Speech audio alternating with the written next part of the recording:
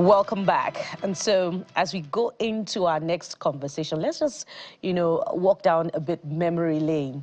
2023 was a defining year for Nigeria in terms of political participation, especially from the youth voting bloc, where we saw the emergence of a movement that rallied behind the presidential candidate of the Labour Party. Of course, all this happened prior to his defection to the Labour Party. And so we've seen, that movement, staying strong and holding space, particularly on the online space. And over the weekend, you would have seen, a trend. Peter Obi is coming back. But of course, there are some variations to what particularly happened in understanding and perception of what particularly happened, during the 2023 presidential election, as far as engagement is concerned with different blocs, or the Southwest bloc. So we're going to explore all of the sides to that conversation. And joining us this morning to have that conversation is Mr. Aki Olaoye. He's popularly known as Aki Tollgate. He's an entrepreneur and founder, Sunglasses Baron, and founder House of the Net. House of the Net. He joins us right here in our Lagos studio. Thank you so much for joining us, Mr. Olaoye.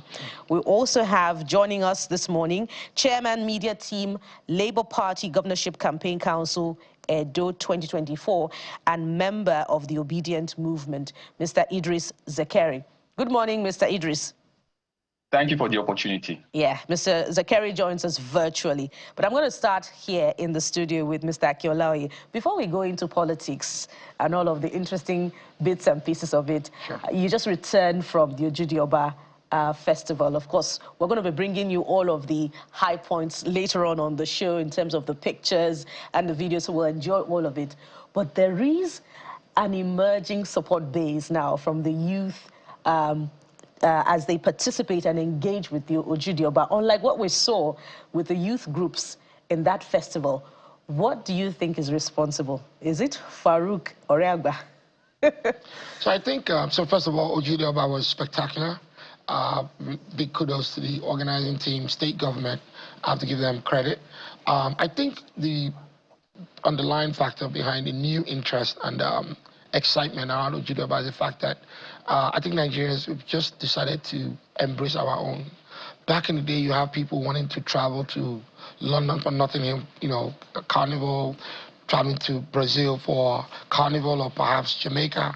But I think obviously you look at, the cost of things, obviously inflation, spending power. People decide to look inwards, and I think Ojudi emerged at the right moment. Obviously, Farouk's story with, beating cancer, I would say, electric and really exciting optics from last year's festival sparked the interest, and obviously social media. I think a lot of local content creators, a lot of influencers just decided to, embrace it, make it their own, not even waiting for, government patronage, maybe somebody sponsoring from a corporation. But I think when you have that kind of local energy, it really just creates a spark. And this year was fantastic. Yeah, fantastic. Politics now. What informed your reflections from, your engagement over the weekend about how the toxic behavior of some members of your movement affected a voting bloc in the Southwest in the 2023 presidential election?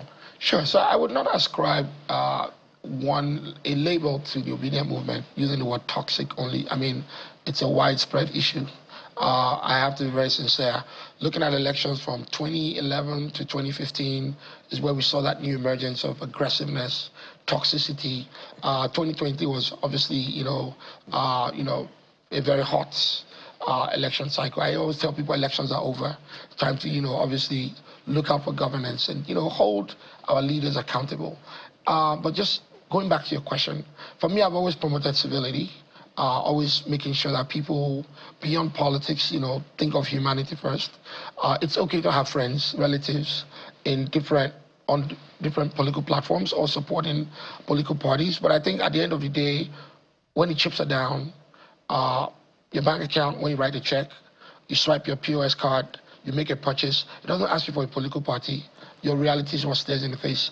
And I think when we stick to understand that we interact at that level, it equally makes it easy for people to, again, express themselves. Freedom of association is obviously enshrined in the Constitution. So if you choose to be an APC member, or support PDP or Obidient, I'd say live and let live. So what you found with the toxic conversations and attitudes, mostly online, Twitter, if I'll be very sincere, is the fact that you equally have anonymity, right? Where I can create a handle, I can tweet from a bedroom in, Southwest Jalingo or, Uganda and claim I'm XYZ. That's equally fuel the fire. But then again, let me be honest. There are equally people with names and faces have not been responsible. And I think for me, really just making sure that we can curb that has been sort of an objective. So before we bring in Zachary, is this a question of some members of the Obidient? I know you don't want to use the word toxic, but let's use it for purpose of context because of you use that word in your tweet, in that sense. Is it a problem of the Obidient movement or a problem of our political space? For context, we've had an election where the president's picture was put on a coffin in this country. Yes. I think predominantly the then opposition were now in power, according to what we saw on some of those things. We've also seen in that in the elections of the 2023, where in the governorship election, where we saw people being threatened, literally being attacked and injured. So I'm asking, is it a question of some members of the Obidient movement online, or just generally a problem within our political space during election period and shortly after election period? So if you're strong on the Twitter space, you use that. If you're strong on the street, you use that. You get my drift? So our politics is very divisive. I'll be very sincere. We have a set of transactional politicians.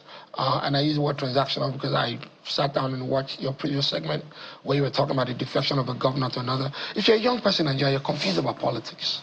You want to look at a politician and say, you know what, perhaps this individual might have the right vision, the right ideals. Let me study his school of politics. But then you enroll for an undergraduate program in this person's school of politics, and then the next semester, they're switching party colors. And then you start asking yourself, what next? So back to your question.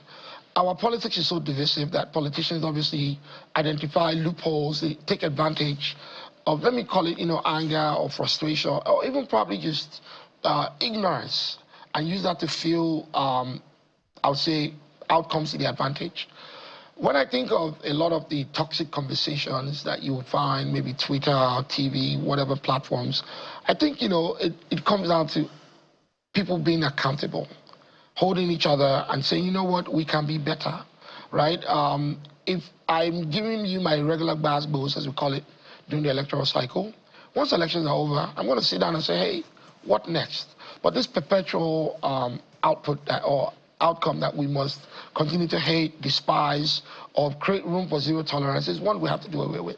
The other question I always ask people, I say, you may not like politician XYZ or political party XYZ.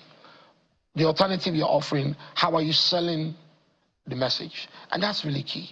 Nigerians are angry, Nigerians are frustrated. If you look at the Obidient movement, as of when it emerged, you think of the cycles of movements, right? Emergence, you have coalitions, people coming around and saying, we love what's happening here. Then you had the cycle that maybe perhaps the Obidient movement was really slow to come into, which is bureaucracy, having a strong structure. Today you have that, with Tanko and some of the executives, right? Let me call them that, across the regions. And then ultimately, are you able to seize power, or do you go into a phase of decline? And I think that's where the movement is yet to define, itself. I always say this to people: don't underestimate the Obidient movement. Never for one day do that. You talk about Lagos elections. I told a lot of my friends in the APC, you're going to get a shellacking, and we delivered that flawless. Can you repeat that in 2027? What's the messaging here in the Southwest? PO, obviously, Peter Obi, did amazing across a number of homes. Again, I always tell people, non-Igbos, because there's this narrative that, perhaps maybe Igbos voted overwhelmingly for PO over others in Lagos. No, a lot of Southwesterners voted for Peter Obi, and if I think of the energy, the work, the effort, myself and many others put in, we love the candidate, we love the messaging, and I think we just felt that Nigeria was at this precipice where perhaps it's time for change. Let's even do away with, what I call establishment politics. For me, one thing, I didn't like the Emilokan slogan. I just felt like, politics power. You have to sell yourself to the people. Standing and saying, I'm next in line. Well, again, I can give the politician credit because he felt he was next in line. He did all of what he could do using the apparatus of our Nigerian political system. But then again, is that the kind of system we really want? All right. But again, I'd love to say that. I'm wondering if it was your tweet that elicited the Peter Obi is coming back hashtag over the weekend. But let's bring in Mr. Zekeri now. Mr. Zekeri, was there equal gbas-gbos, as we would say, from the Obidient movement and from the other, political foot soldiers of the other political parties in 2023? Or you think the members of the Obidient movement were not civil and hence they alienated the Southwest voting bloc? I must mention that while I understand the concerns, the gbas-gbos and the other thing, I am of the school of thought that politics is local and must be played locally. I understand the concerns of some other persons who are complaining that a certain voting bloc is alienated. I don't think that is true. I think by the next election, we will understand. The factors that drove the Obidient movement in 2023 are even more obvious now, are even more prevalent now. Hunger has taken over the place, and this is the best time for Nigerians to believe that a new Nigeria is possible. Now, I must mention that the toxicity you hear about is only on the streets of Twitter or X, as the case may be. I am not very prominent on Twitter. I am prominent on TikTok, and I know that people have conversations there. I am prominent on Facebook. I am prominent on Instagram. So there are other avenues. And those who are, propelling this toxicity on Twitter should understand that social media is not real life. It's called social media for a reason. Social media is for social conversation. But elections are done in real life. They are done in the polling units, they are done in the ward, they are done in the local government, and they are done in the state and the federation, as it were. Now, I must also mention that some of our key obedients, like my brother Akin in the studio, I did a small flip over when I knew he was going to be on TV this morning. And I must commend the quality and the kind of work he had done prior to this time. We must realize that you cannot, when you have a shoe that is pinching your leg, you do not cut your leg to save the shoe. You cut the shoe to save your leg. So if people are getting angry that a certain group of persons, under the guise of Obidient movement are behaving badly, this thing cuts across board. So we must be cautious. We must, be cautious not to have what I call selective outrage, when you are angry with one and you refuse to be angry with the others for similar bad behavior. And if anybody was to leave the Obidient movement, for example, what are your alternatives? Where are you going to? Are you going to join the APC, or you are going to join the PDP that is on its final 40-day Fidao prayers, final burial, if you like? So the question is, why we must have these differences, and we must have this conversation, and we must disagree. We must not forget the key. And the crux of the matter, the key of the matter here is that Nigerians are suffering now more than they were suffering in 2023. In fact, some of us who a year ago, 2 years ago, think we were something, we have suddenly woken up to realize that, like Charlie Poppy sang in his song, 1,000 no they last again, 10,000 no they last again, 100,000 no they last, even 1 million no they last again. So we must come to this realization that we have a problem.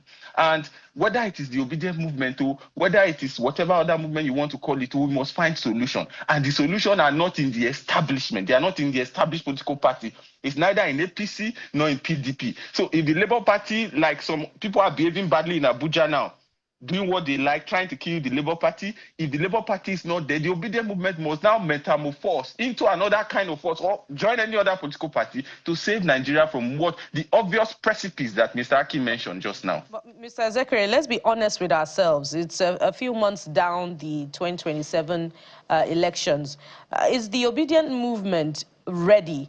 With this acknowledgement of the mistake that happened in 2023, is the Obidient movement really ready to take on the ruling party and indeed any other party that may present a candidate for the 2027 presidential election, giving this particular acknowledgement of a weakness within its own camp? There is no political party that is not weak at the moment. I do not think there was a mistake in 2023.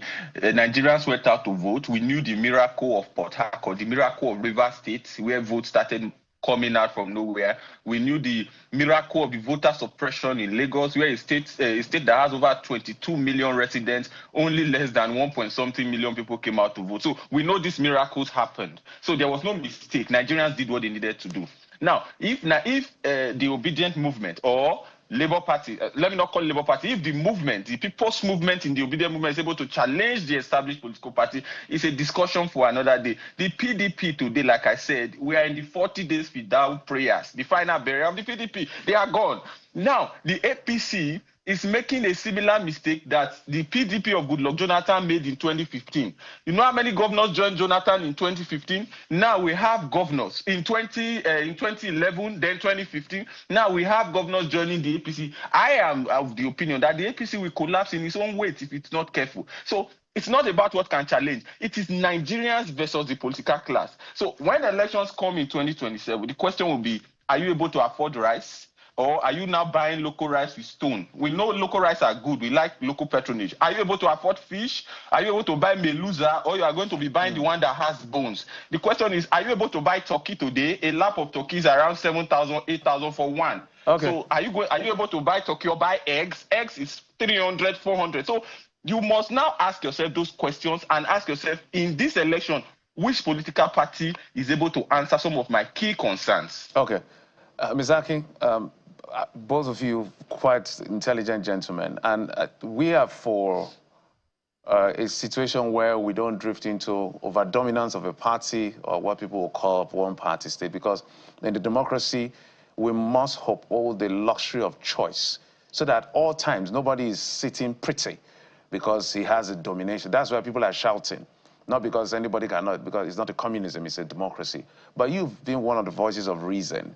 In terms of repositioning, what is the way forward for the Obidient movement as we close? Yeah, and I think, slipping into a one-party state is really dangerous for any democracy, because obviously you have, authoritarianism, you're going to have, people stifling free speech, lack of accountability. And I think for the Obidient movement, and equally for many young Nigerians saying, how do we even emerge? How do we have a country that we can be proud of, one that we can leave a legacy behind?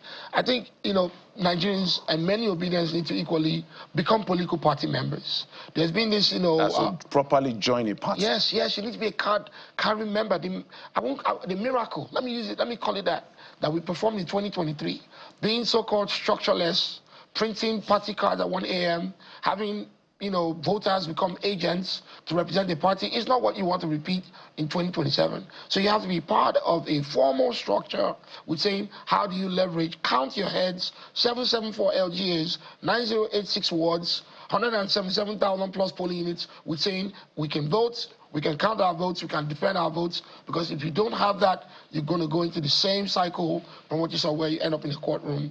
I don't find that exciting. So many other areas to expand on, but clearly we're going to have you back on the show. We must anchor at this point. Thank you so much, Mr. Akin Olaoye, entrepreneur, founder, Sunglasses Baron, founder, House of the Net. House of the Net. We also had the chairman, media team, Labour Party Governorship Campaign Council in Edo State, and member of the Obidient Movement, Mr. Idris Zakari. Thank you so much, Mr. Zakari, for coming on the show. Thank you for the opportunity. And there's more to come on the program. Apparently, the controversy surrounding INEC's planned delineation of Warri federal constituency in Delta State is not settling anytime soon. So we're going to be having, a perspective from another part of the ethnic bloc in that state, so to speak, weighing in on this conversation. And what is the way forward in Warri federal constituency? Stay with us. We'll be right back with that.